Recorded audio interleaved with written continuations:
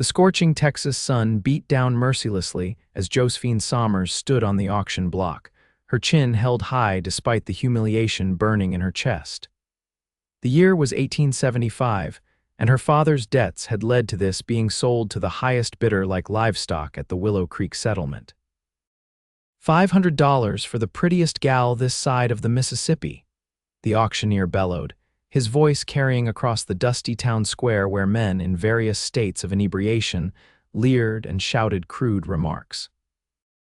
Josephine's honey-brown hair was pulled back in a simple braid, her once fine blue dress now travel-worn and dusty. Still, her fierce green eyes betrayed nothing of the fear and fury churning within her as she scanned the crowd, searching for any sign of mercy among the sea of unfamiliar faces. $1,000, called a portly man with a gold watch chain straining across his velvet waistcoat. He wiped sweat from his brow and smiled, revealing tobacco-stained teeth. $1,500. Countered another man, this one older with silver hair and cold eyes that assessed her like she was horseflesh. The bidding continued, rising higher as Josephine's heart sank lower. This couldn't be legal, not in America in 1875, but the remote Texas town seemed to operate by its own brutal code. Her father had signed papers she'd never seen, and the sheriff had merely shrugged when she'd protested her fate. $3,000, shouted a voice that silenced the crowd. Every head turned to see a tall figure leaning against the hitching post at the edge of the square. He pushed away from the post and strode forward, dust billowing around his worn leather boots. His face was partially obscured by the brim of his hat, but Josephine could make out a strong jaw shadowed with several days' worth of stubble. "That's mighty generous of you, Mr. Holcomb," the auctioneer said with a greedy smile. "Do I hear 3,500? The cowboy Holcomb stepped closer, and Josephine could now see his eyes. They were an intense blue that reminded her of the sky after a storm had passed. He wasn't looking at the auctioneer, though. He was looking directly at her. "The bidding's done," he announced, his voice carrying a quiet authority that somehow commanded more attention than the auctioneer's shouts. "But she's not for sale," the crowd murmured in confusion. "Now see here, Holcomb," the auctioneer blustered. "The lady's father signed—" "I don't give a damn what her father signed," the cowboy interrupted. "She belongs only to herself." Josephine's breath caught in her throat. The cowboy drew closer to the auction block, and she could now see that he was younger than she had first thought, perhaps 30 or so, with sun-weathered skin and those remarkable blue eyes that seemed to look right through her. "Name's Ryan Holcomb," he said to Josephine, tipping his hat slightly. "And I believe a person can't be bought or sold, madam, no matter what these vultures might think." The portly bidder stepped forward, his face reddening. "You can't interfere with legal business, Holcomb. I've got $3,000 that says she's mine." Ryan's hand moved casually to rest on the pistol at his hip. "And I've got 45 reasons that say she isn't, Turner." The tension in the air was palpable as the two men stared each other down. Josephine held her breath, uncertain if she was witnessing her salvation or merely a change in ownership disguised as gallantry. "The lady will be leaving with me," Ryan continued, his eyes never leaving Turner. "And she'll be deciding her own fate from here on out." The sheriff finally stepped forward, a weathered man with a star pinned to his chest. "Holcomb, you know I can't let you disrupt a legal auction." Ryan's expression didn't change. "Legal, Sheriff Daniels, since when is selling a free woman legal in this country? The war's been over for 10 years. The sheriff shifted uncomfortably. "Her father's debts can be repaid without selling his daughter," Ryan finished firmly. He reached into his pocket and pulled out a wad of bills. $3,000 for her father's debts, not for her." He tossed the money at the auctioneer's feet, then extended his hand toward Josephine. "Your choice, madam. You can come with me and I'll see you safely to wherever you want to go, or you can stay, but either way, you're not being sold today." Josephine stared at his outstretched hand, wondering if this was a trick. She'd learned the hard way that men rarely did anything without expecting something in return, but there was something in Ryan Holcomb's steady gaze that made her want to trust him. "Why?" she asked, her voice quiet but steady. A ghost of a smile touched his lips. Because no one deserves to be treated like property. Not you, not anyone. With a deep breath, Josephine placed her hand in his and allowed him to help her down from the auction block. The crowd parted reluctantly, murmurs of discontent rippling through the onlookers. "This isn't over, Holcomb," Turner called after them. "That girl's father owes me money too." Ryan didn't turn around, but his back stiffened slightly. "Then take it up with her father, Turner. The lady's not responsible for his debts." He led Josephine to where his horse was tethered, a magnificent chestnut stallion that stomped impatiently. "Can you ride, miss?" he asked. "Sommers, Josephine Sommers," she replied, finding her voice. "And yes, I can ride." Ryan nodded approvingly. "Good. We should put some distance between us and Willow Creek before nightfall. Some of those men might not be as willing to respect your freedom as they pretended to be when I was standing there." As he helped her onto his horse and swung up behind her, Josephine couldn't help but wonder if she had just traded one form of captivity for another. But as they rode out of town with the wind in her hair and the sun beginning its descent toward the horizon, she felt something she hadn't expected: hope. "Where are we going, Mr. Holcomb?" she asked over her shoulder. "Wherever you want, Miss Sommers," he replied. "But I've got a small ranch about a day's ride from here. We can rest there while you decide your next move." Josephine nodded, uncertain what to make of this enigmatic cowboy who had just spent $3,000 to set a stranger free. But for now, she was grateful to be leaving Willow Creek behind, even if she had no idea what lay ahead. The miles stretched before them as they rode across the vast Texas landscape. Josephine had grown up in Boston, and while she'd been in Texas for 2 years, the endless horizon still took her breath away. The silence between them was surprisingly comfortable, broken only by the steady rhythm of the horse's hooves and the occasional call of a hawk circling overhead. As dusk approached, Ryan guided his horse toward a small creek lined with cottonwood trees. "We'll camp here for the night," he said, dismounting and then helping Josephine down. "It's not safe to travel after dark, and both you and Thunder need rest." "Thunder?" Josephine asked, patting the horse's neck. Ryan's lips quirked in the hint of a smile. "Named him during a storm when he was just a colt, nearly got struck by lightning, been fearless ever since." He moved with practiced efficiency, unsaddling Thunder and setting up a small camp. Josephine stood awkwardly, unsure of her role in this arrangement. "You can sit," Ryan said, gesturing to a fallen log near where he was building a fire. "Must have been a difficult day." Josephine sank onto the log, suddenly aware of how exhausted she truly was. "Why did you do it, Mr. Holcomb?" "The truth this time." Ryan paused in his work, looking up at her with those penetrating blue eyes.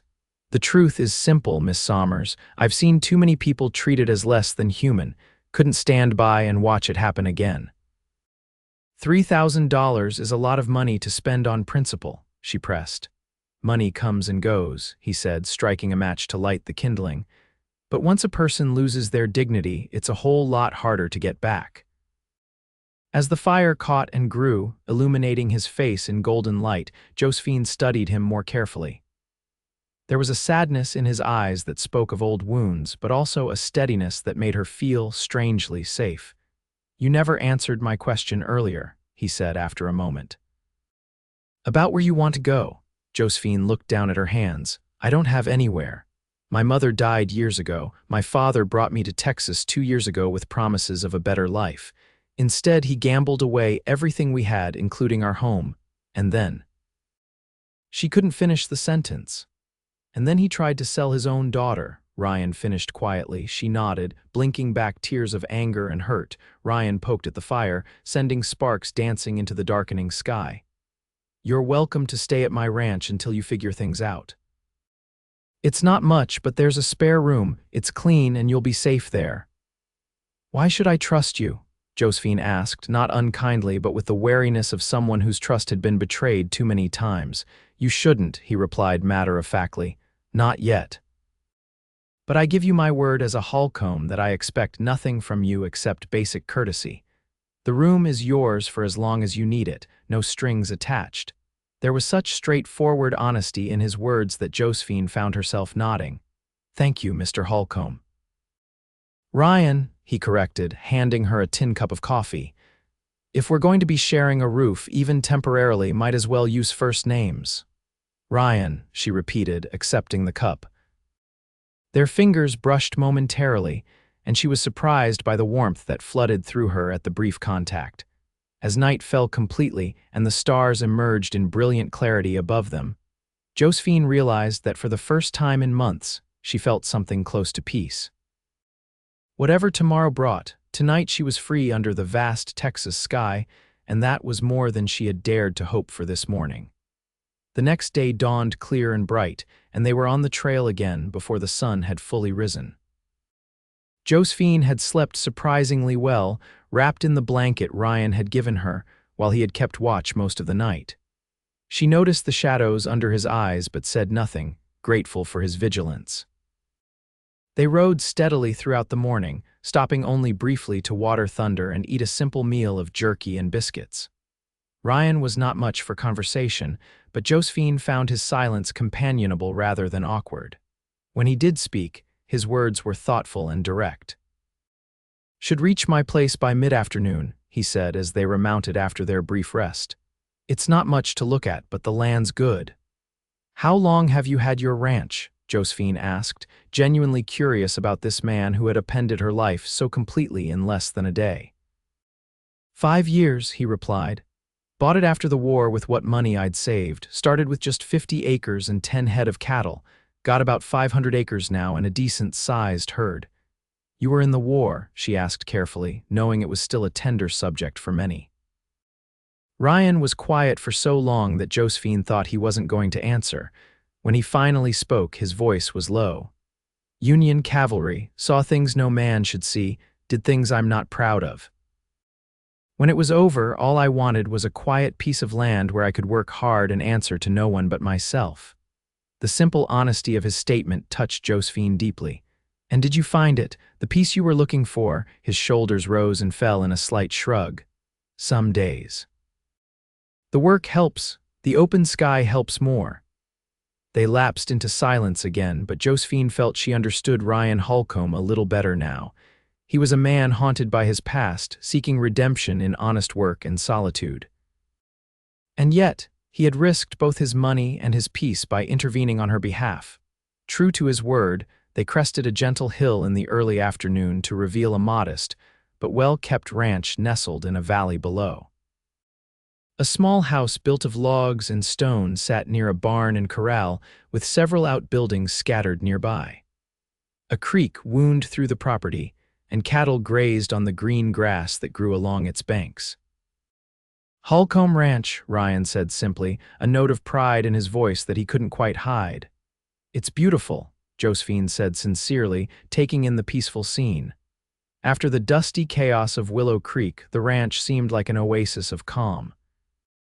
As they approached, a wiry man emerged from the barn, shading his eyes against the sun. He raised a hand in greeting, then hurried to meet them. "Thought you'd be gone another day at least," he called as they drew nearer. His gaze fell on Josephine, and his bushy eyebrows rose in surprise. "Change of plans, Caleb," Ryan replied, dismounting and then helping Josephine down. "Miss Josephine Sommers, this is Caleb Jenkins, my foreman, and the only reason this place hasn't fallen apart yet." Caleb touched the brim of his hat respectfully. "Madam." His curious eyes darted between her and Ryan, clearly wondering about the story behind her arrival but too polite to ask outright. "Miss Sommers will be staying with us for a while," Ryan explained, leading Thunder toward the barn. "She needs a safe place to stay while she figures out her next steps." Understanding dawned in Caleb's weathered face.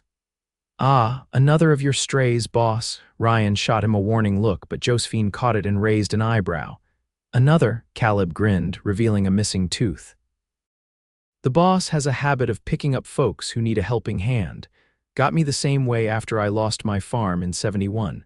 Then there's Miguel in the south pasture." Ryan found him half dead crossing the border.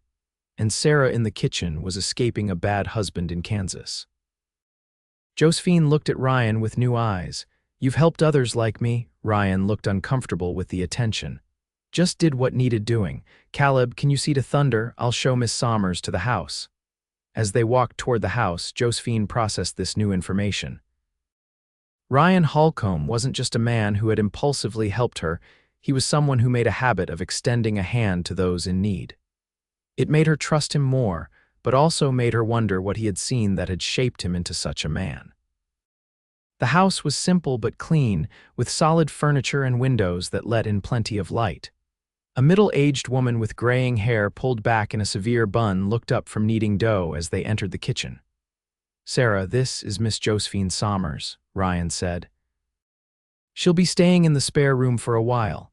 Sarah's sharp eyes took in Josephine's travel-worn appearance, but her expression remained neutral. "I'll ready the room," she said in a clipped accent that hinted at German origins, "and perhaps the lady would like a bath." Josephine nearly cried at the suggestion. "Yes, please, that would be wonderful," Ryan nodded. "I'll leave you in Sarah's capable hands then, I've got work to see to." After he left, Sarah's stern demeanor softened slightly. "Come, Miss Sommers. Let's get you that bath while the water's still hot from the fire." An hour later, feeling human again after a hot bath and dressed in a simple but clean dress that Sarah had provided from the last young lady who stayed with us, she had explained. Josephine sat at the kitchen table, sipping tea and listening to Sarah's efficient movements as she prepared dinner. "How many people has Mr. Holcomb helped?" Josephine asked after a while. Sarah paused in her chopping of vegetables. "In the 5 years I've been here, more than a dozen have passed through. Some stay a few days, some longer. 3 of us never left." There was a note of fierce loyalty in her voice. "Why does he do it?" Sarah resumed her chopping. "That's his story to tell if he chooses, but I will say this: I've never met a man with a stronger sense of what's right or one more determined to stand by it no matter the cost." Before Josephine could ask more questions, the back door opened and Ryan entered, bringing with him the scent of horses and open air. He had clearly washed up, his hair damp and his face clean-shaven now, revealing a strong jaw and features that were more handsome than Josephine had realized. "Everything all right?" he asked, his eyes moving from Sarah to Josephine. "Yes, thank you," Josephine replied, suddenly aware of how different he looked without several days' worth of trail dust on him. "Sarah has been very kind," Ryan nodded, seemingly satisfied. "Good. I've got some paperwork to attend to before dinner. Make yourself at home, Josephine." As he left the room, Josephine couldn't help but wonder what kind of man Ryan Holcomb really was beneath his quiet exterior. He was clearly respected by those who worked for him, and generous to those in need. But there was a guardedness about him, a careful distance he maintained even as he opened his home to strangers. She hoped, during her stay at Holcomb Ranch, she might discover more about the enigmatic cowboy who had declared so boldly that she belonged only to herself. The next few days passed in a surprisingly comfortable rhythm. Josephine, determined not to be a burden, asked Sarah to show her how to help around the house. The older woman was initially reluctant. Guests weren't expected to work, but eventually relented when Josephine insisted that idleness would drive her mad. Ryan was often absent during daylight hours, riding out early to check on his cattle or handle business in the small town of Riverbank, about an hour's ride away. But he made a point of joining them for dinner each evening, and Josephine found herself looking forward to these moments when he would share observations about the day or listen attentively as she spoke of her life before Texas.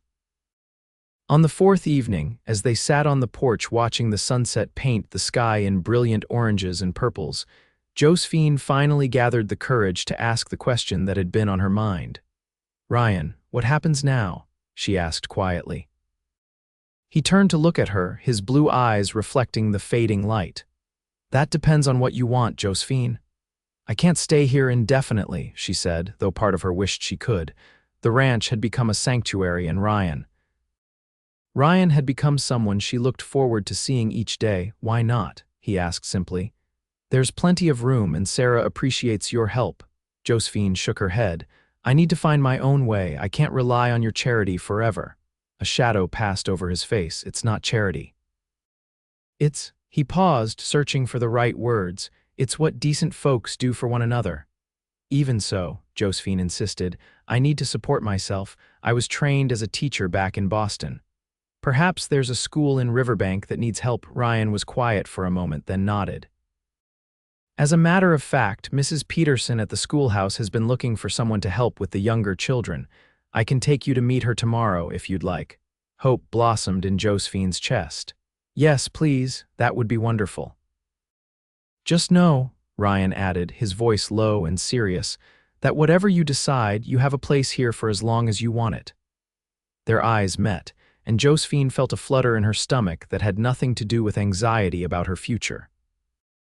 There was something in Ryan's gaze, a warmth that hadn't been there when they first met, that made her wonder if he might be as reluctant to see her leave as she was to go. The next morning, they rode to Riverbank together.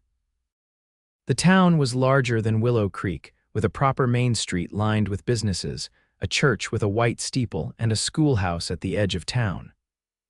As they tied their horses outside the general store, several people called greetings to Ryan, who responded with polite nods.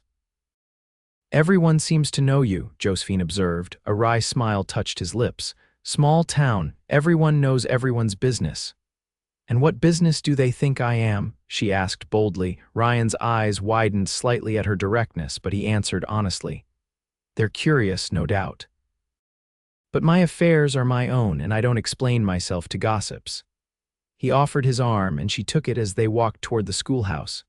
The gesture was proper, but Josephine couldn't help but notice the warmth of him beside her, the solid strength of his arm under her hand. Mrs. Peterson turned out to be a formidable woman in her 50s with steel gray hair and sharp eyes that assessed Josephine thoroughly before she even opened her mouth. But once Josephine began to discuss her training and experience, the older woman's expression softened. We have 30 children of various ages, Mrs. Peterson explained, showing them around the one-room schoolhouse. Too many for one teacher to manage properly, especially with the little ones needing so much attention. I would be happy to help with the younger children, Josephine said. I've always enjoyed working with them. Mrs. Peterson nodded approvingly. Can you start Monday next? The pay isn't much, I'm afraid $20 a month, but it comes with room and board at my house. Josephine hesitated, glancing at Ryan, who was examining a bookshelf with apparent interest, though she suspected he was listening intently. Actually, Josephine said carefully, I'm currently staying at Mr. Holcomb's ranch. Perhaps I could continue that arrangement for now and commute to the school. Mrs. Peterson's eyebrows shot up, and she looked between Josephine and Ryan with sudden speculation in her eyes. I see, she said, drawing out the words. Well, that would be unusual. Ryan cleared his throat. Miss Sommers is staying in my guest room, Mrs. Peterson. Sarah Jenkins is there as chaperone, of course. His tone was mild, but there was a hint of steel beneath it. The older woman nodded slowly. Of course, Mr. Holcomb, your reputation is beyond reproach. If that arrangement suits Miss Sommers, it suits the school board as well. As they left the schoolhouse with an agreement for Josephine to begin the following week, she couldn't help but feel both excitement at having secured employment and a strange relief that she wouldn't have to leave the ranch just yet. Thank you, she said as they walked back toward their horses. For introducing me to Mrs. Peterson and for, she paused, not sure how to express her gratitude for his defense of her reputation. Ryan seemed to understand. Mrs. Peterson's bark is worse than her bite. She's fair and she'll treat you with respect. That's what matters. And the town gossips. Josephine asked, unable to help herself. What will they say about a single woman living at your ranch? Ryan's jaw tightened. They can say what they like. We know the truth. The truth. Josephine wondered what that really was. The truth was that she was developing feelings for this quiet, honorable man that went well beyond gratitude. The truth was that sometimes she caught him looking at her with an expression that made her heart race. But neither of them had acknowledged these truths aloud. As they rode back to the ranch, Josephine found herself wondering if they ever would. The weekend passed swiftly, and Monday morning dawned bright and clear. Josephine rose early, nervous about her first day at the schoolhouse. She dressed carefully in a blue dress that Sarah had altered for her. Her hair pinned neatly back, Ryan was waiting for her in the kitchen, already dressed in his work clothes but clearly prepared to take her to town. He paused mid-sip of his coffee when she entered, his eyes taking in her appearance with a flicker of appreciation that he quickly masked. "You look very professional," he said, setting down his cup. "Thank you," Josephine replied, oddly pleased by his awkward compliment. "I'm a bit nervous." "You'll do fine," he assured her, his confidence in her warming her more than the coffee Sarah placed before her. "The children will love you." The ride to town was pleasant, the early morning air still cool before the heat of the day set in. They talked easily about small things: the weather, the crops, the new calf that had been born the day before. Josephine found herself laughing at Ryan's dry observations about his more stubborn cattle, and he seemed to enjoy making her laugh, his usually serious expression relaxing into something close to contentment. When they reached the schoolhouse, children were already gathering in the yard, their curious faces turning to observe the newcomers. Ryan helped Josephine down from her horse, his hands lingering slightly at her waist before he stepped back. "I'll be back to pick you up at 4, he said. Josephine nodded, suddenly reluctant to part from him. "Thank you, Ryan, for everything." His blue eyes held hers for a moment longer than necessary. "You're welcome, Josephine." As she watched him ride away, Josephine took a deep breath and turned to face her new students. 20 pairs of eyes stared at her with unabashed curiosity. "Are you Mr. Holcomb's new lady?" a small girl with pigtails asked bluntly. Josephine felt her cheeks warm. "I'm your new teacher, Miss Sommers, and you are Abigail Mills," the girl replied. "My ma says Mr. Holcomb's been alone too long and needs a wife to civilize him." Several of the other children giggled, and Josephine struggled to maintain her composure. "Well, Abigail, I'm here to teach, not to civilize anyone. Now, shall we go inside and meet Mrs. Peterson?" The day passed in a blur of introductions, lessons, and the controlled chaos that was inherent in teaching children of various ages and abilities. Mrs. Peterson proved to be a stern but fair mentor, and by the end of the day, Josephine felt she had made a good start in winning the respect of both her colleague and her students. True to his word, Ryan appeared promptly at 4 o'clock, waiting patiently outside as the children streamed out of the schoolhouse. Several waved to him, and he nodded in return, his eyes scanning the crowd until they found Josephine. "How was your first day?" he asked as he helped her onto her horse. "Exhausting but wonderful," she replied honestly. "The children are bright and eager to learn, though some of them have rather active imaginations." Ryan's lips quirked. "Let me guess they asked if you were my lady," Josephine blushed. "Something like that. Abigail Mills seems particularly interested in your marital status." Ryan chuckled, a rare sound that Josephine found she liked very much. "Abigail takes after her mother. Mrs. Mills has been trying to marry me off to every available woman in the county for years." "And why haven't you?" Josephine asked before she could stop herself. "Been married, I mean." Ryan's expression sobered as they rode out of town. "Never found the right woman, I suppose, or maybe I did, but the timing was wrong." There was a story there, Josephine sensed, but Ryan didn't elaborate and she didn't press. They rode in companionable silence for a while, the late afternoon sun casting long shadows across the landscape. "And you?" Ryan asked eventually. "No suitors back in Boston," Josephine sighed. "There was someone once, John Everett. We were engaged briefly, but he changed his mind when my father's business began to fail. Decided a merchant's daughter with no dowry wasn't worth the trouble after all."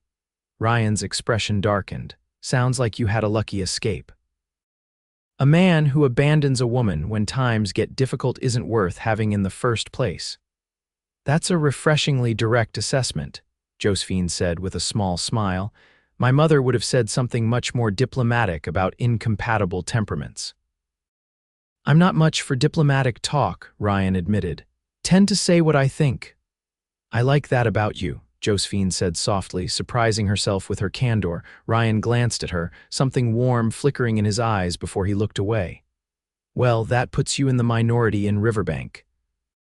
Most folks think I'm too blunt by half." As they approached the ranch, the setting sun bathed everything in golden light, transforming the modest buildings into something almost magical. Josephine felt a surge of affection for this place that had become a sanctuary and for the man beside her who had made it possible. "Thank you for today," she said as they dismounted near the barn. "For giving me the chance to teach again. It means more than I can say." Ryan took the reins of both horses, his eyes meeting hers.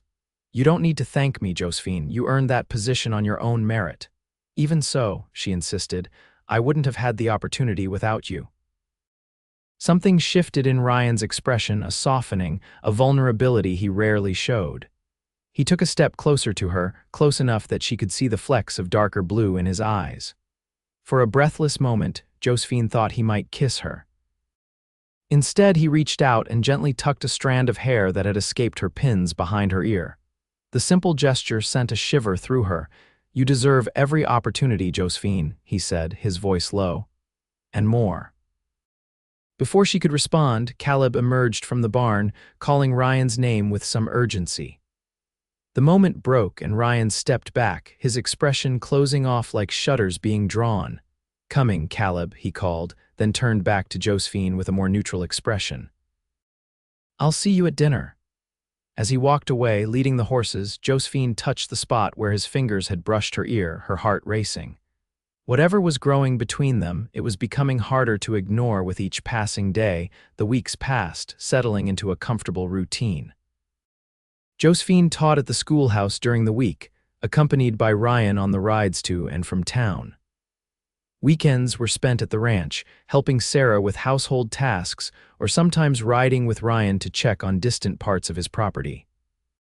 These Saturday excursions became the highlights of Josephine's week's hours spent in Ryan's company, learning about ranching, sharing stories of their pasts, and gradually building a friendship that felt increasingly like something more.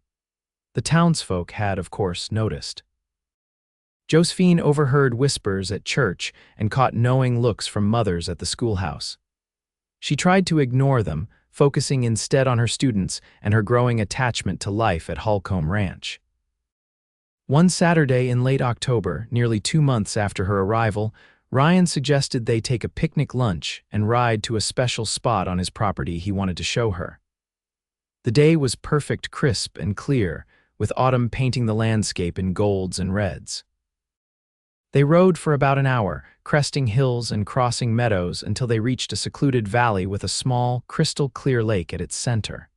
Ancient oak trees lined the shore, their leaves a riot of crimson and amber. "This is beautiful," Josephine breathed as they dismounted.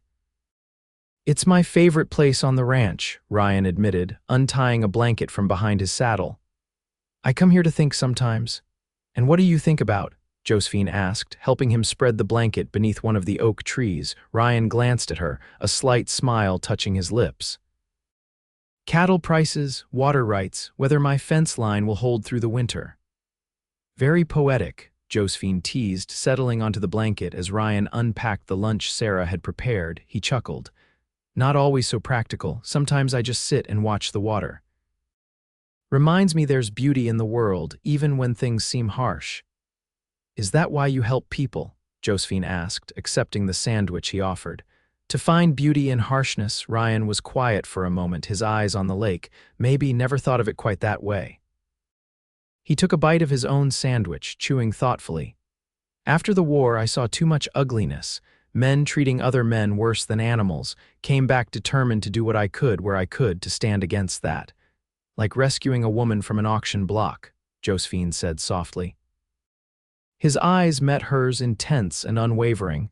"Like that, yes. Have you ever regretted it?" she asked. "Taking me in, I mean." "Never," he said without hesitation, "not for a single moment." The conviction in his voice made her heart beat faster.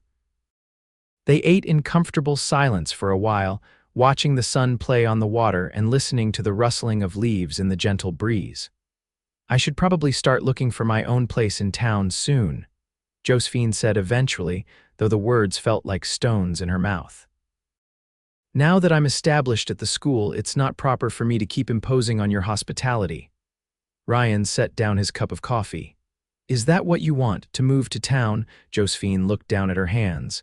"It's not about what I want, it's about what's proper." Proper be damned, Ryan said with unexpected vehemence. What do you want, Josephine? She looked up, startled by his intensity. I want to stay, she admitted, her voice barely above a whisper, at the ranch with you. The words hung in the air between them, more revealing than she had intended. Ryan's expression softened and he moved closer to her on the blanket, close enough that she could see the tiny lines at the corners of his eyes, the exact shade of his sun-bronzed skin. Then stay, he said simply. People will talk even more than they already do, Josephine warned, though she made no move to create distance between them. Let them, Ryan replied, reaching out to take her hand in his. His palm was warm and calloused against hers. Josephine, I've been alone a long time. Since you came, the ranch has felt like a home, not just a place where I work and sleep. Her breath caught at the naked honesty in his words, in his eyes. Ryan, I'm not good with fancy words, he continued, his thumb tracing small circles on the back of her hand, but I think I've been falling in love with you since that day in Willow Creek when you looked at me with those fierce green eyes and asked why. Josephine's heart felt too large for her chest, pounding against her ribs as if trying to escape. I've been falling in love with you too, she whispered. With your quiet strength, your kindness, the way you see people for who they really are. Ryan's free hand came up to cup her cheek, and this time there was no interruption, no hesitation. He leaned forward, and Josephine closed her eyes as his lips met hers in a kiss that was gentle yet firm, tentative yet certain. It was a kiss that spoke of respect and desire in equal measure, and Josephine responded with all the feelings that had been building in her heart. When they finally parted, Ryan rested his forehead against hers, his breath warm on her face. I don't want you to move to town, he murmured. Unless what? Josephine prompted when he hesitated. Ryan pulled back slightly to look into her eyes. Unless you move there as my wife with me beside you. Josephine's eyes widened. Ryan Holcomb, is that a proposal? A slow smile spread across his face, transforming his usually serious features. I believe it is, Miss Sommers. Not very romantic, I'm afraid. On the contrary, Josephine said, her own smile matching his. I think proposing beside a beautiful lake after declaring your love is very romantic indeed. Is that a yes? Ryan asked, his expression hopeful but uncertain. In answer, Josephine leaned forward and kissed him again, pouring all her certainty into the gesture. Yes, she whispered against his lips. Yes, I will marry you, Ryan Holcomb. His arms came around her, holding her close as if she were the most precious thing in the world. In that moment, with the autumn sun warm on their faces and the promise of a future together stretching before them like the vast Texas sky, Josephine knew she had truly found where she belonged. Not as property to be sold to the highest bidder, but as a woman who belonged only to herself and who had freely chosen to give her heart to a cowboy with honor in his soul and love in his eyes. News of their engagement spread through Riverbank like wildfire. Most reactions were positive. Ryan was respected in the community, and Josephine had quickly endeared herself to the parents of her students. But there were whispers, too, speculation about the hasty nature of their courtship and Josephine's mysterious appearance in Ryan's life. Let them talk, Ryan said one evening as they sat on the porch after dinner. They'll find something new to gossip about soon enough. Josephine nodded, though she couldn't help feeling a twinge of anxiety. I just don't want anything to tarnish your reputation. You've worked hard to build your life here. Ryan took her hand, his thumb stroking her knuckles in a gesture that had quickly become familiar and cherished. My reputation will survive. Besides, I'm more concerned about yours. Mine, Josephine asked, surprised. I want to do this properly, Ryan explained. No rushing to the altar like we have something to hide, a proper courtship, even if it's a bit unconventional in its timing. Josephine smiled, touched by his consideration. What did you have in mind? A spring wedding, he suggested. That gives us 6 months to court properly and time to build you a proper house. Build me a house, Josephine repeated, confused, but your home is lovely. Ryan's expression grew serious. It's a bachelor's cabin, Josephine, fine for me and occasional guests, but not for a family. I want to build something worthy of you, something with room to grow. The implication children, a future made Josephine's heart swell. "I'd be happy in a tent if it was with you," she said softly. "But a house would be nice too," Ryan chuckled, pulling her closer. "No wife of mine is living in a tent. I've already drawn up plans. 2 stories, 4 bedrooms, a proper parlor for entertaining, and the biggest kitchen Sarah can dream of."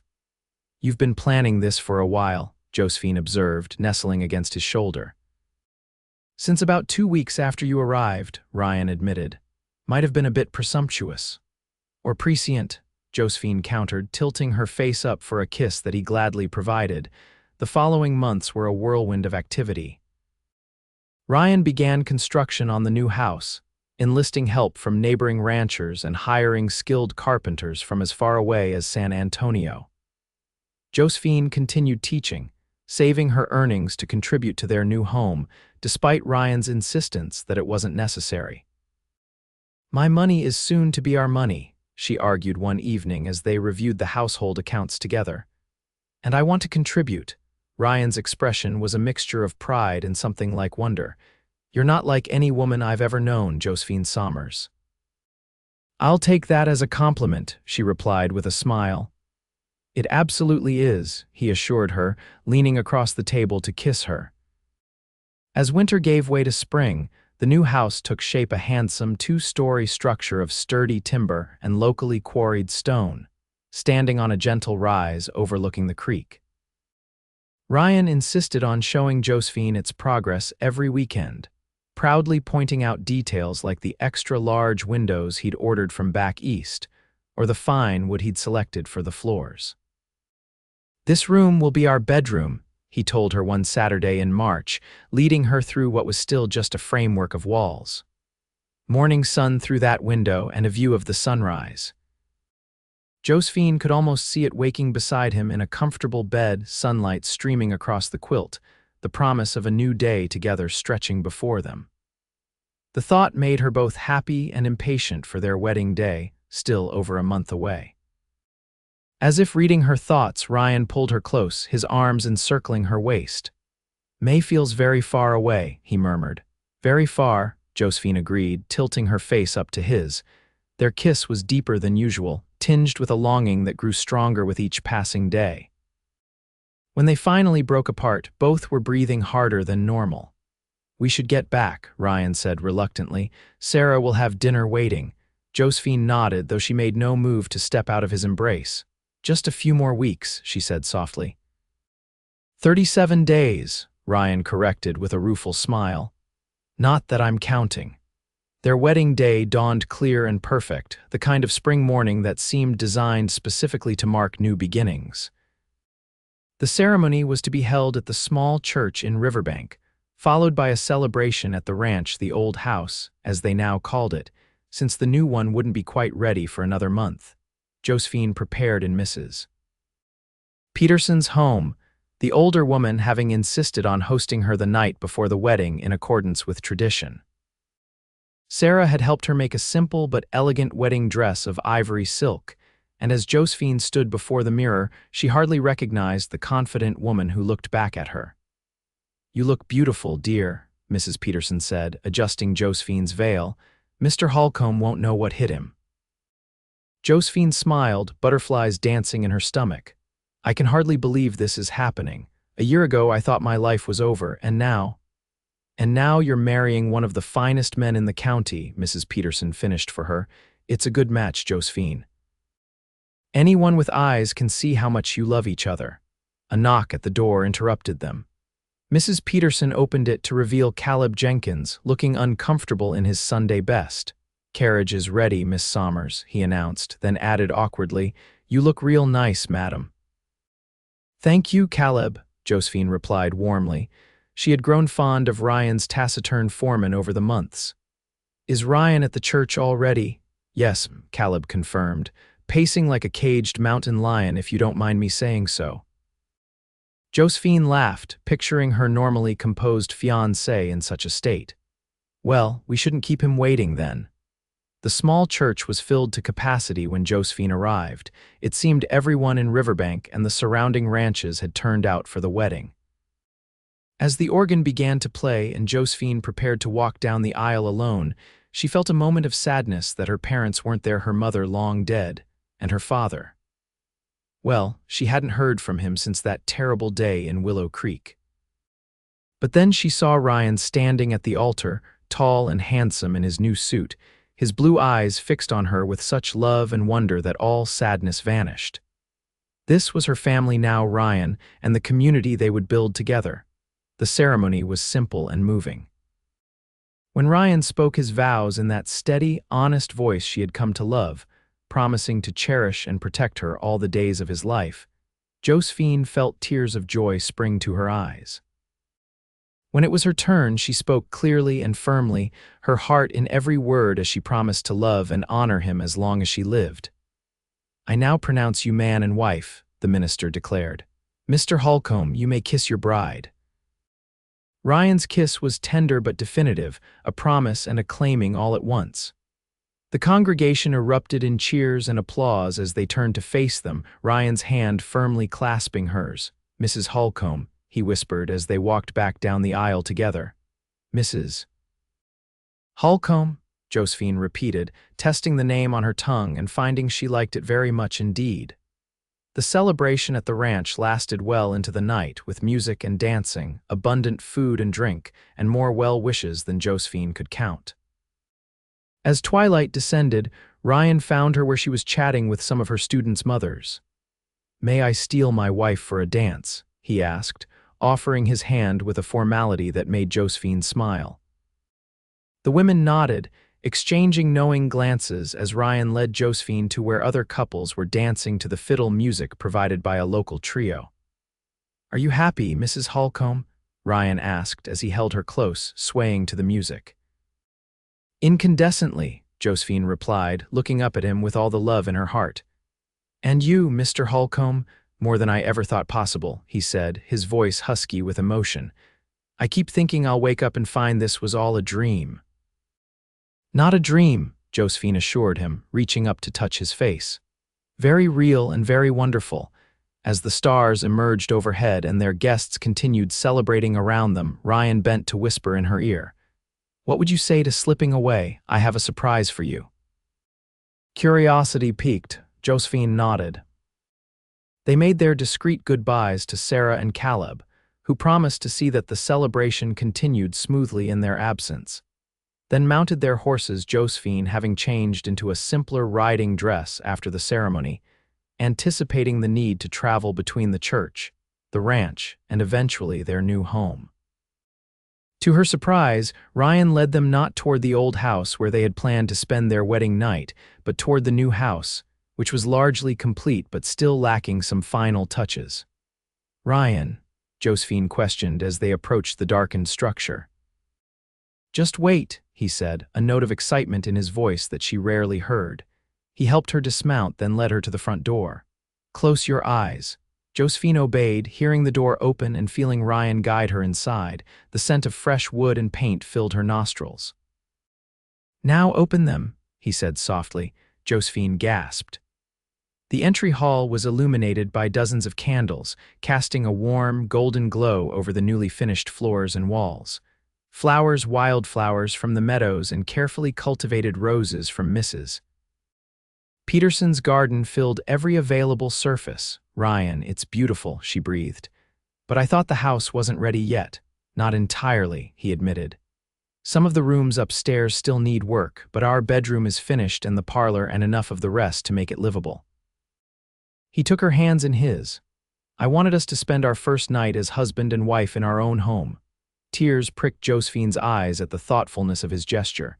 "It's perfect, absolutely perfect." Ryan's expression grew tender as he lifted her hand to his lips.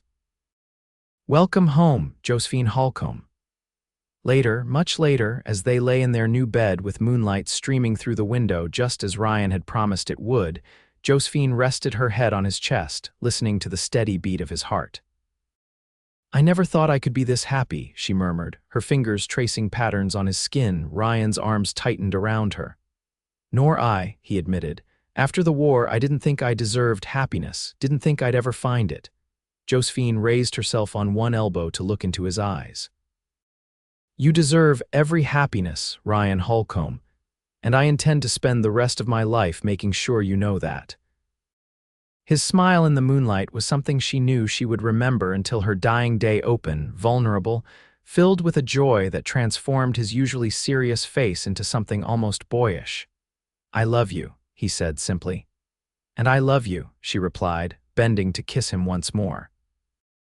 As they drifted towards sleep in each other's arms, Josephine thought of the strange and winding path that had led her here from Boston to Texas. From her father's desperate gamble to the auction block in Willow Creek, from a stranger's intervention to this moment of perfect belonging.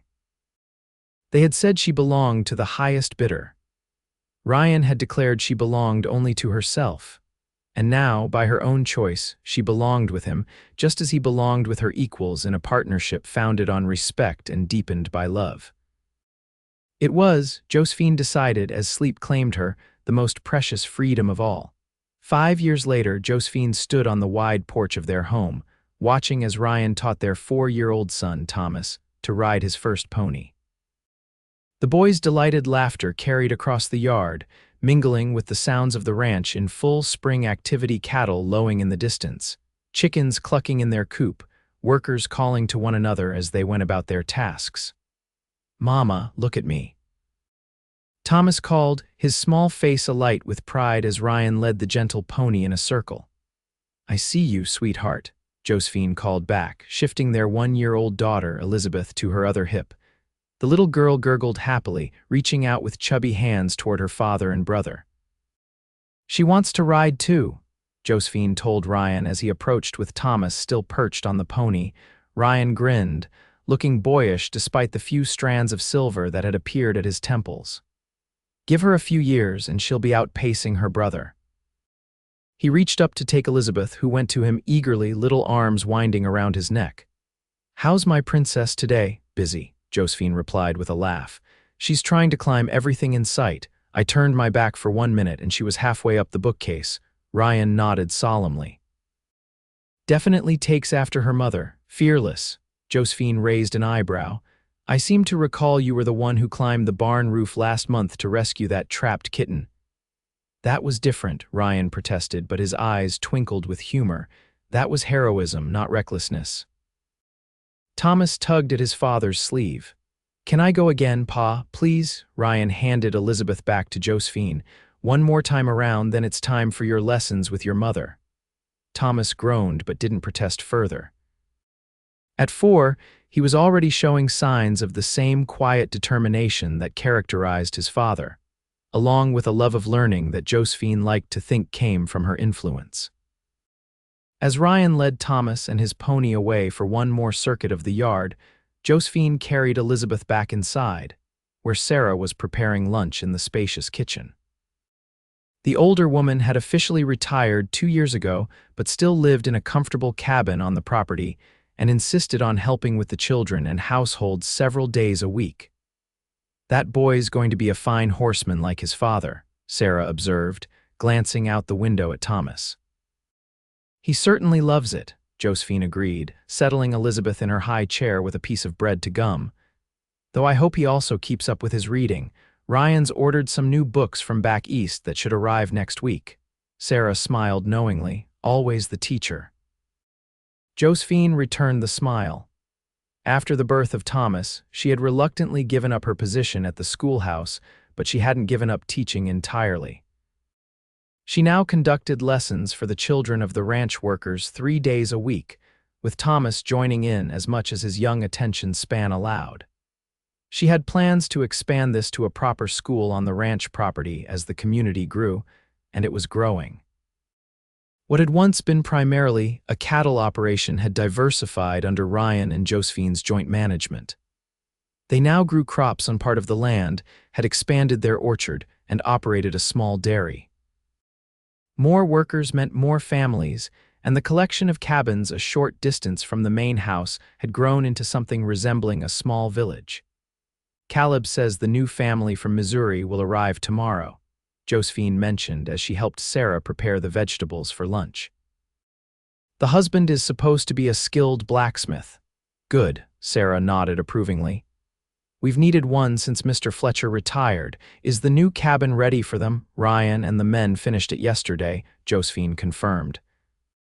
I've stocked it with basic provisions and there are fresh linens on the beds. The sound of boots on the porch announced Ryan and Thomas's return. The boy burst into the kitchen, his cheeks flushed with excitement. Mama, Pa says if I practice every day, I can ride thunder when I'm bigger. Josephine shot Ryan a look as he entered behind their son. The stallion, now aging but still spirited, was hardly an appropriate mount for a child. Ryan winked at her over Thomas's head, silently communicating that this was a distant future promise, not an imminent reality. That's wonderful, sweetheart, Josephine said, ruffling Thomas's dark hair. But first, you need to wash up for lunch and then we have reading and numbers to work on. Thomas sighed dramatically but obediently went to wash his hands at the basin by the door. Ryan stepped close to Josephine, pressing a quick kiss to her temple. He did well today, he murmured. Natural seat, good balance, he'll be a fine rider. Just make sure he's a careful one, Josephine replied quietly. I've already got one daredevil in this family to worry about. Ryan's expression softened. You know I'd never let him take risks, not real ones. Josephine smiled, leaning into him briefly. I know, I trust you with him, just as I trust you with my heart. The simple declaration still had the power to make Ryan's eyes darken with emotion, even after 5 years of marriage. He caught her hand, pressing a kiss to her palm. I'll never take either for granted. The moment was interrupted by Elizabeth banging her spoon impatiently on her high chair tray, demanding attention in the way only a 1-year-old could. Ryan laughed, moving to scoop up his daughter. Someone thinks we're ignoring her, he said, lifting Elizabeth high above his head, making her squeal with delight. As Josephine watched her husband with their daughter, love welled up in her chest so intensely it almost hurt. This life they had built together, this home, these children, the community around them, was more than she had ever dreamed possible in those dark days when her father's actions had led her to the auction block. Ryan caught her watching and smiled, that special smile he reserved only for her, the one that still made her heart skip a beat even after all this time. What are you thinking about? He asked, settling Elizabeth back in her chair. How lucky I am, Josephine replied honestly. How grateful I am that you were in Willow Creek that day. Understanding dawned in Ryan's eyes. He stepped closer, taking her hands in his. I think I'm the lucky one, he said softly. Finding you was the best thing that ever happened to me, Josephine Holcomb. Even better than finding that underground spring in the south pasture last year, she teased, referring to a discovery Ryan had celebrated for weeks. Even better than that, he confirmed solemnly, though his eyes twinkled, though it was a very good spring. Their laughter mingled, filling the kitchen with warmth as Sarah set the food on the table and Thomas returned from washing up. They gathered around the table not just a family, but a testimony to the power of standing firm for what was right, of recognizing the dignity and worth of every person, of love freely given and freely returned. As Ryan said grace, thanking God for their blessings, Josephine added her own silent prayer of gratitude. For the man who had declared that she belonged only to herself and in doing so had given her the freedom to choose where she truly belonged here with him in a home built on love and respect, writing their story together day by day. Amen, Ryan concluded. Amen, Josephine echoed, squeezing his hand. And as they shared their meal, surrounded by the family they had created, Josephine knew with absolute certainty that this love, this life was worth more than all the gold in Texas. It was a treasure beyond price, a joy beyond measure, and a love beyond compare. After lunch, Ryan returned to work, heading out to the north pasture where a section of fence needed repair. Josephine settled Thomas with his books in the sunny parlor while Elizabeth napped, using the quiet time to catch up on correspondence. As the mistress of a growing ranch operation, Josephine handled much of the business communication, her neat handwriting and education proving valuable assets. She was in the midst of writing to a wool merchant in San Antonio when a rider approached the house at a gallop. Frowning, Josephine set down her pen and went to the window. The urgency of the rider's pace suggested news of some importance. It was Miguel, one of their most trusted workers. Josephine opened the front door as he dismounted, his expression grim. "Mrs. Holcomb," he said, touching the brim of his hat. "Is Mr. Holcomb here?" "He's in the north pasture," Josephine replied. "What's happened, Miguel?" Miguel hesitated, clearly reluctant to share whatever news he carried with her rather than Ryan. "Please tell me," Josephine insisted. "If it concerns the ranch, I need to know." After a moment's more hesitation, Miguel nodded. "Riders coming, Senora, 6, maybe 7 men." They stopped at the creek crossing and asked Javier about the ranch, about Mr. Holcomb, something about their manner. It did not seem friendly. "Javier sent me to warn the house." Josephine's stomach tightened with apprehension. Did Javier recognize any of them? Miguel shook his head. "No, but he said one man seemed to be in charge, older, well-dressed, with a gold watch." The description stirred a vague memory in Josephine's mind, but she couldn't quite place it. "How far away are they?" "Maybe 20 minutes if they keep the same pace," Miguel replied. "Javier is watching them, but at a distance." Josephine made a quick decision. "Please ride to find my husband. Tell him what's happening and bring him back. I'll have Caleb gather some of the men here at the house, just in case." Miguel nodded and remounted, spurring his horse toward the north pasture. Josephine hurried inside, instructing Sarah to keep the children in the back of the house while she sent one of the young ranch hands to fetch Caleb from the barn. Within 10 minutes, Caleb and 4 other men were assembled in the yard, their faces serious as Josephine explained the situation. "Could be nothing," Caleb said, though his hand rested on his holstered pistol. "Could be cattle buyers or land speculators. We've had our share of those lately." "Perhaps," Josephine agreed, though something about Miguel's description of the men's demeanor had set her nerves on edge. "But let's be cautious until Ryan returns." They didn't have to wait long. The sound of hoofbeats announced Ryan's arrival with Miguel close behind. Ryan's expression was tense as he dismounted and strode toward Josephine. "Are you and the children all right?" he asked immediately, his eyes scanning her face. "We're fine," she assured him. "The riders haven't arrived yet." Ryan nodded, some of the tension leaving his shoulders. He turned to Caleb. "Miguel says these men were asking specific questions about me and the ranch. Could be nothing, but I don't like it. Keep the men here, but not too obvious. Don't want to appear hostile if these are just travelers." "And if they're not just travelers?" Caleb asked. Ryan's jaw tightened. "Then we'll deal with that when we know what they want." They didn't have to wait long. Within minutes, the sound of approaching horses reached them. Ryan positioned himself in front of the house, with Josephine beside him despite his attempt to convince her to wait inside. "My place is with you," she said firmly, and after a moment he nodded, taking her hand briefly and squeezing it before letting go as the riders came into view.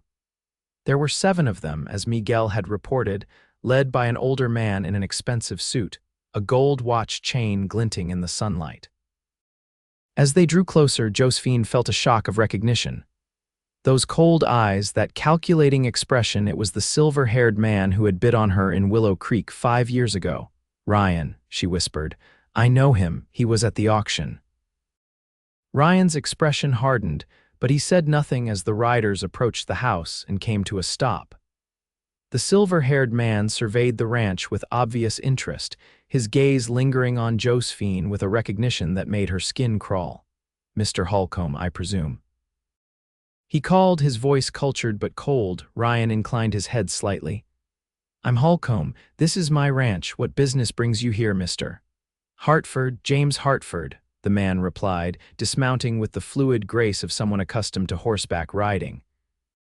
"I believe we have a mutual acquaintance, or rather a mutual investment." Ryan's posture stiffened. "I don't know what you're talking about, Mr. Hartford." Hartford's thin lips curved in a smile that didn't reach his eyes. "Come now, Mr. Holcomb. Surely you remember our little auction in Willow Creek. You outbid me for this lovely lady." He gestured toward Josephine. "Though I seem to recall you claimed she wasn't for sale right before you paid for her yourself." "I paid her father's debt," Ryan corrected, his voice dangerously calm. "Not for her. A person can't be bought or sold." Hartford chuckled, a sound devoid of humor. Noble sentiments, but the fact remains you interfered with a legal transaction in which I had a vested interest. Mr. Sommers owed me a considerable sum as well. Josephine stepped forward, finding her voice. My father's debts are not my responsibility, Mr. Hartford, and I am certainly not collateral for them. Hartford's cold eyes assessed her. You've grown more outspoken, Miss Sommers, or is it Mrs. Holcomb now? How convenient for both of you. State your business clearly, Hartford, Ryan interrupted, his patience visibly wearing thin, or leave my property. Hartford's expression hardened. Very well. Your interference in Willow Creek cost me more than just the opportunity to acquire Miss Sommers. It cost me a valuable business opportunity. The debts her father owed me were substantial, and I had plans for how she would help settle those debts. The implication was clear, and Josephine felt sick at the thought of what might have happened had Ryan not intervened that day. Whatever business arrangements you had with Jacob Sommers are between you and him, Ryan said firmly. They have nothing to do with his daughter or with me. Hartford smiled thinly. That's where you're wrong, Mr. Holcomb. When you interfered, you made it your business. And I'm a man who believes in settling accounts. One of Hartford's men shifted in his saddle, his hand moving subtly toward his gun. Ryan noticed the movement, his own stance adjusting slightly in response. I'd advise against that, he said quietly, nodding toward the barn where Caleb and the other men were positioned, their presence now more visible. My men don't take kindly to threats against their boss or his wife. Hartford glanced around, seeming to notice for the first time that they were outnumbered. A flash of annoyance crossed his face before his composure returned. I'm not here to cause trouble, Mr. Holcomb, merely to propose a business arrangement. Ryan's expression remained skeptical. What kind of arrangement? I'm willing to forget about Miss Sommers's father's debts, Hartford said smoothly. In exchange for a partnership in this impressive operation you've built, I have capital to invest, connections in the East that could prove valuable to you. Josephine could hardly believe the man's audacity. After threatening them, he was now proposing to become Ryan's business partner. Ryan's response was immediate and unequivocal. Not interested, Hartford. My ranch isn't for sale or partnership, especially not with someone who thinks people can be bought and sold. Hartford's face darkened. You're making a mistake, Holcomb. I could be a powerful ally or a dangerous enemy. Is that a threat? Ryan asked, his hand moving slightly closer to his holstered pistol. Before Hartford could respond, the front door opened, and Thomas darted out, having escaped Sarah's supervision. Pa, there are horses, he exclaimed excitedly, oblivious to the tension in the air. Josephine moved quickly to intercept him, drawing him close to her side as Hartford's eyes narrowed with interest. Your son, I presume? He asked, his gaze calculating. Handsome boy, strong like his father. The implied threat in his words, directed now at their child, was the final straw for Ryan. In 2 quick strides, he closed the distance between himself and Hartford, his expression thunderous. Listen carefully, Hartford, he said, his voice low and dangerous. You will leave my property now. You will forget whatever grievance you think you have against me or my wife, and if I ever see you anywhere near my family again, I will not be responsible for the consequences. Is that clear? Hartford held his gaze for a long moment, then stepped back. Perfectly clear, Mr. Holcomb. But I would advise you to remember that debts have a way of coming due one way or another. He turned to his men. We're leaving. As Hartford remounted his horse, he looked down at Josephine, who still held Thomas protectively. A shame, Miss Sommers. We could have had a profitable arrangement, you and I had such plans. I prefer my own plans, Mr. Hartford, Josephine replied coldly, and my own choices. With a final calculating look, Hartford turned his horse and led his men away from the ranch. Ryan waited until they were well down the road before turning to Josephine and Thomas, gathering them both in a tight embrace. Are you all right? He asked, his voice rough with emotion. Josephine nodded against his chest, her heart still racing.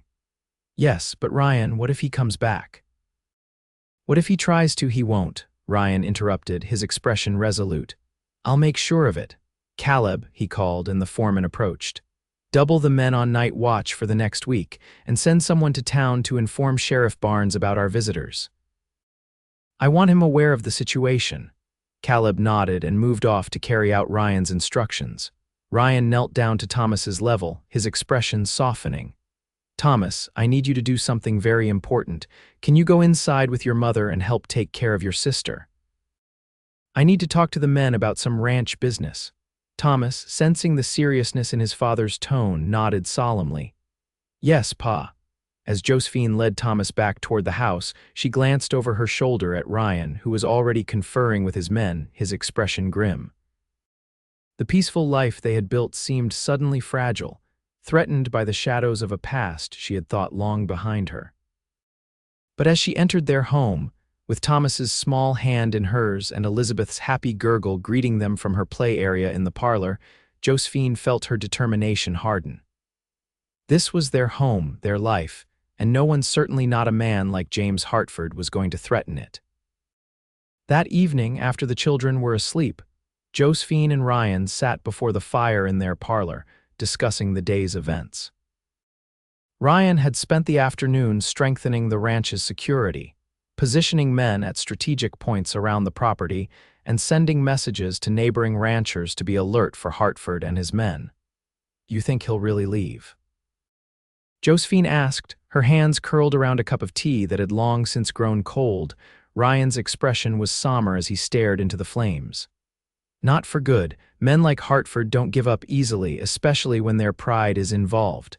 It's been 5 years, Josephine said. Why now? Why has he suddenly appeared after all this time? Ryan considered the question.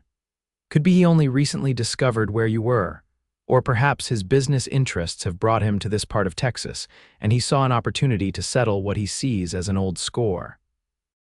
He mentioned my father's debts, Josephine said slowly. I wonder if he's found my father. The thought had been nagging at her all afternoon. Jacob Sommers had disappeared after the failed auction in Willow Creek. Josephine had made inquiries during the first year, partly out of concern and partly seeking closure, but had found no trace of him. She had eventually made peace with his absence, focusing instead on the family she was building with Ryan. It's possible, Ryan acknowledged. Your father had a lot of creditors, from what little you've told me. Josephine nodded, a familiar mixture of sadness and anger rising within her at the thought of her father. He wasn't always like that, you know. Before my mother died, he was different, responsible, caring. Her death broke something in him. Ryan reached over to take her hand. Grief can change a person, but it doesn't excuse what he tried to do to you. No, Josephine agreed softly. It doesn't. They sat in silence for a while, the crackling of the fire the only sound in the room. Finally, Ryan spoke again, his voice gentle but firm. Josephine, I need to go to Willow Creek. She looked up sharply. What? Why? To find out what Hartford is really after, Ryan explained. To see if your father is somehow involved, and to make it clear to Hartford that his threats won't be tolerated. Fear clutched at Josephine's heart. It's too dangerous. Hartford doesn't strike me as a man who fights fair. Neither am I when it comes to protecting my family, Ryan said, his expression hardening. I won't let him hang this over our heads, Josephine. We've built a good life here. I won't let him threaten that. Josephine knew that determined look. Ryan had made up his mind, and once he committed to a course of action, he saw it through. It was one of the qualities she admired most about him, even when it worried her. When will you go? She asked, resigning herself to the inevitable. Tomorrow, Ryan replied. The sooner this is resolved, the better. I'll take Caleb and Miguel with me. The other men will stay here to protect you and the children. Josephine nodded, though the thought of Ryan confronting Hartford filled her with dread. How long will you be gone? A few days at most, he promised.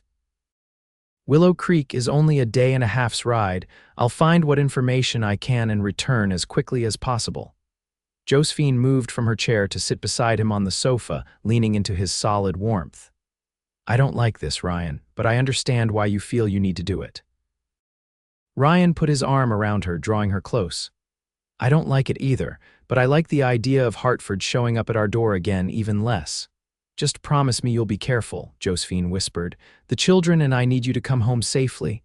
Ryan pressed a kiss to the top of her head. I promise. Nothing is more important to me than coming home to you and our children. As they sat together in the firelight, Josephine tried to take comfort in Ryan's steady presence, in the strength of his arms around her and the unwavering determination in his voice.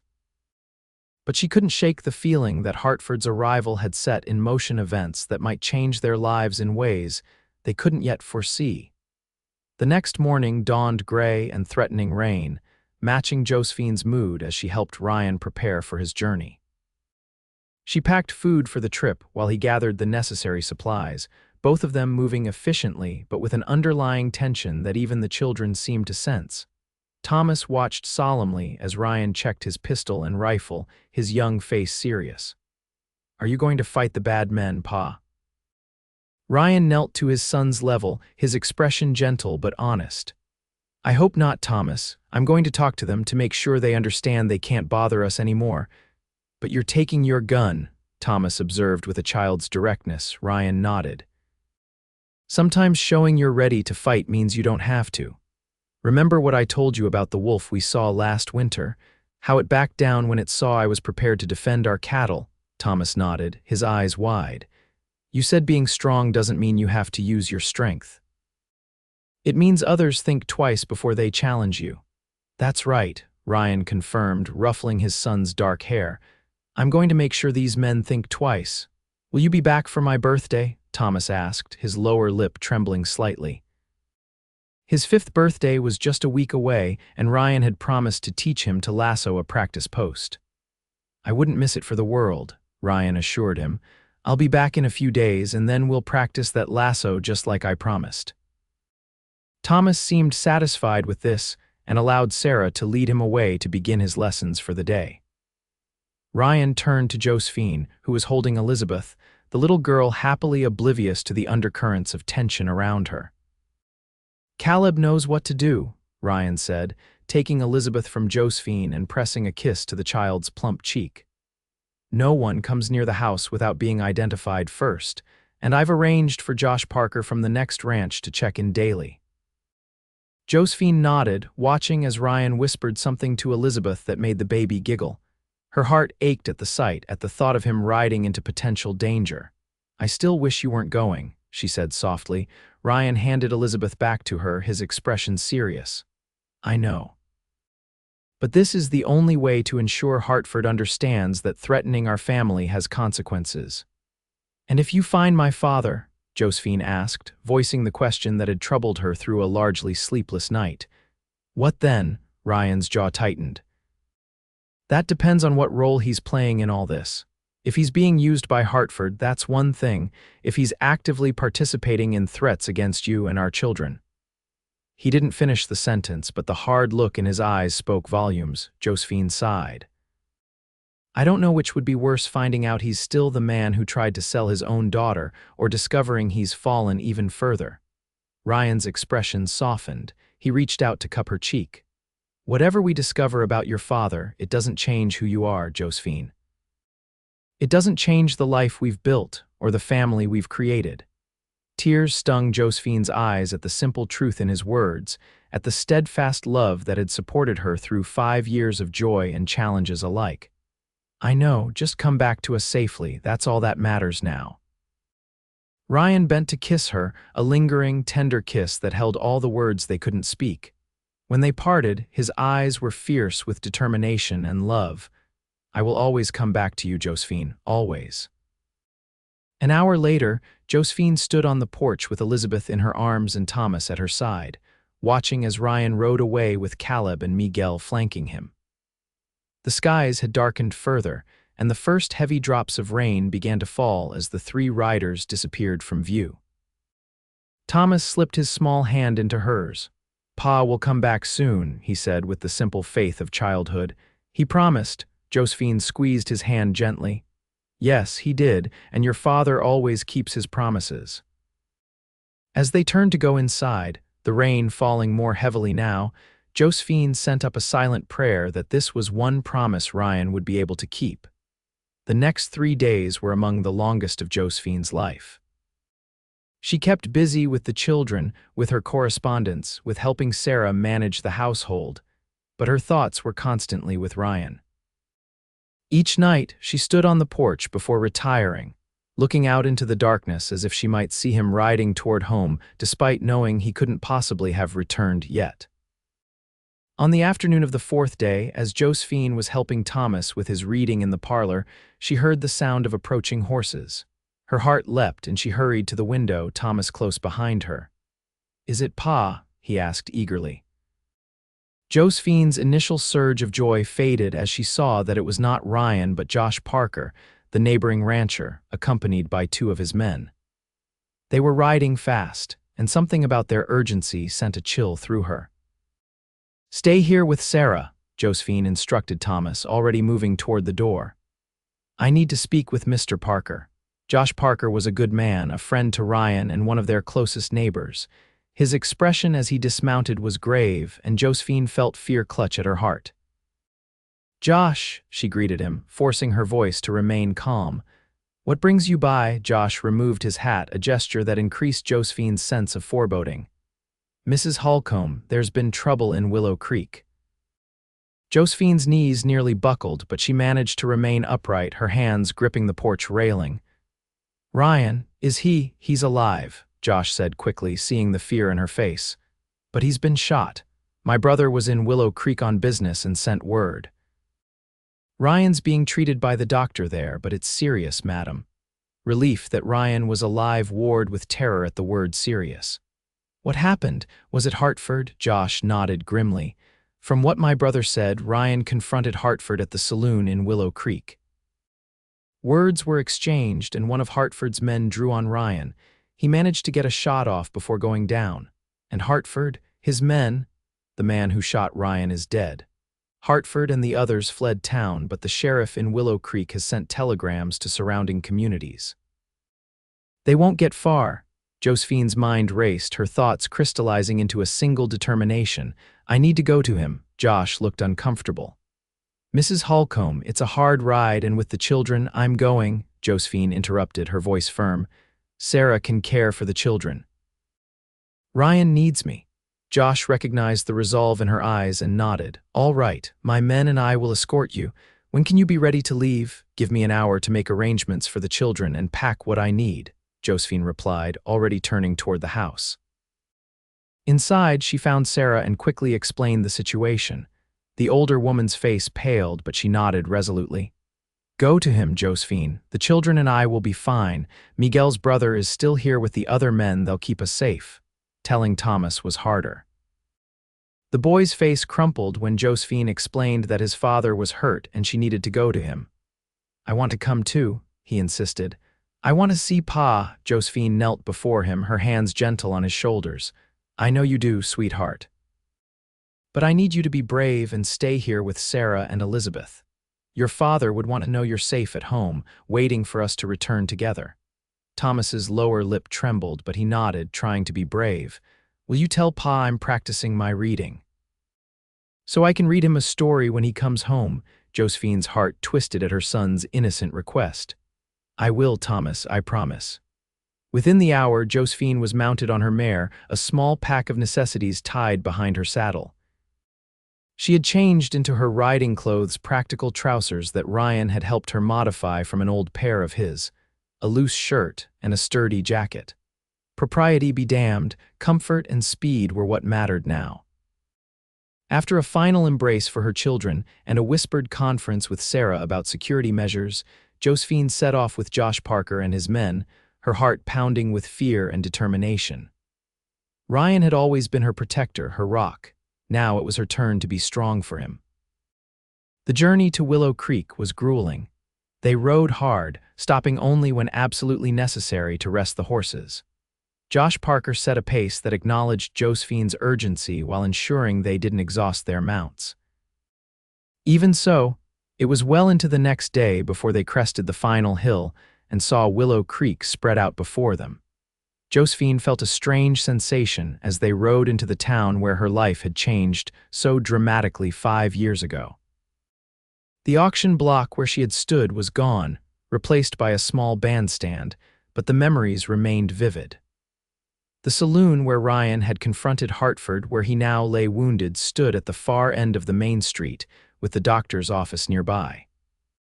Josh led them directly to the doctor's house, a well-maintained building with a small sign reading Dr. William Green, physician and surgeon. Josephine dismounted before Josh could help her, her legs stiff from the long ride but her determination giving her strength. The door was opened by a middle-aged woman with kind eyes and a tired smile, presumably the doctor's wife. "Mrs. Holcomb?" she asked, clearly expecting Josephine's arrival. "Yes," Josephine confirmed, her voice hoarse with exhaustion and worry. "How is my husband, Mrs.?" Green's expression was cautiously optimistic. "He's holding his own. The bullet missed his heart, but it did considerable damage. My husband removed it yesterday, and the fever has begun to subside, which is a good sign. Can I see him?" Josephine asked, already moving toward the interior of the house. "Of course," Mrs. Green replied, leading her down a hallway to a small room at the back of the house. "He's been asking for you, though he's quite weak. Try not to excite him too much." Josephine nodded, but her attention was already fixed on the door Mrs. Green was opening. The room beyond was small but clean, with a single bed occupying most of the space. And on that bed, his face pale against the white pillows, lay Ryan. He appeared to be sleeping, his chest rising and falling in shallow breaths. A thick bandage was visible beneath the loose nightshirt he wore, and his normally tanned face was alarmingly pale. But he was alive, and as Josephine moved to his bedside and carefully took his hand, his eyelids fluttered open. "Josephine," he murmured, his voice weak but his eyes lighting with recognition. "You're here." "Of course I'm here," she replied softly, fighting back tears as she gently brushed his hair from his forehead. "Where else would I be when my husband needs me?" A ghost of his usual smile touched Ryan's lips. "The children, safe at home with Sarah and the men," Josephine assured him. "Thomas wanted me to tell you he's practicing his reading so he can read to you when you come home."